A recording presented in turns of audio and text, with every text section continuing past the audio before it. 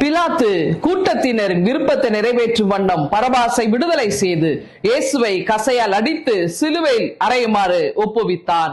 Mark 15ஆம் அதிகாரம் 15வது வசனம். ஆண்டவராக இயேசு கிறிஸ்து கெத்செமனே தோட்டத்திலே மிகவும் வியாகுலப்பட்டவராய், தனித்து விடப்பட்டவராய், வேதனைக்குரியவராய் அங்கே காணப்பட்டார்.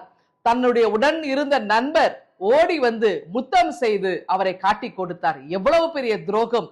கூட இருந்தவரே அவரை காட்டி கொடுக்கும் பொழுது அது மிகப்பெரிய ஒரு வலியை அவருக்கு கொடுத்தது.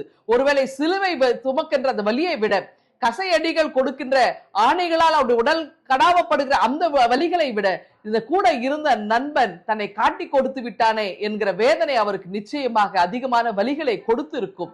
ஆனாலும் ஆண்டவர் தந்தையினுடைய சித்தத்தை அங்கு நிறைவேற்றும் வண்ணமாய் தம்மை கையளிக்கின்றார்.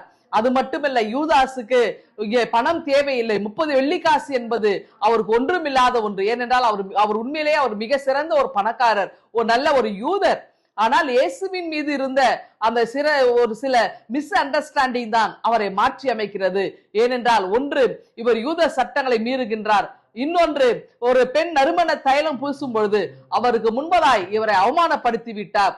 ஆகவே இதையெல்லாம் எண்ணம் கொண்டவராய் அங்கே ஜெப ஆலய தலைவரிடத்திலே சென்று இயேசுவை அவர் காட்டி கொடுத்து விட்டார். ஆனால் இயேசுவுக்கு நடந்தது அநீதியான ஒரு மரணம். ஏனென்றால் தீர்ப்பை முன்குறித்து விட்டு, சிலுவை மரணத்தை முன்குறித்து விட்டு இப்பொழுது அவர் மீது குற்றங்களை என்ன சுமத்தலாம் என்று அங்கே தேடிக்கொண்டிருக்கிறார்கள். அப்படி என்றால் அந்த வேதபாரகர்கள், பரிசேயர்கள் அடங்கிய 71 பேர் அந்த குழுவினர் முன்பதாக இயேசு அங்கே கையும் களவுமாய் ஒரு குற்றவாளியை பிடிப்பதை போல அங்கே பிடிக்கின்றார்கள். ஆனாலும் ஆண்டவர் எல்லாவற்றுக்காக தம்மை அங்கே கையளிக்கிறவராய் அமைதியாக அந்த மயிர் கத்தரிக்கிற அந்த ஆட்டை போல வாய் திறவாமல் பேசாமல் ஆண்டவர் அங்கே சிலுவை பரியந்தம் தம்மை ஒப்பு கொடுக்கிறதை நாம் பார்க்க முடிகிறது. அங்கே சிலுவையிலே தம்மை கொடுத்தார்.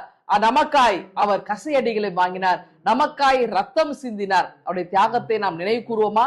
ஆண்டவர் இயேசுடைய அன்பு மிக பெரியது.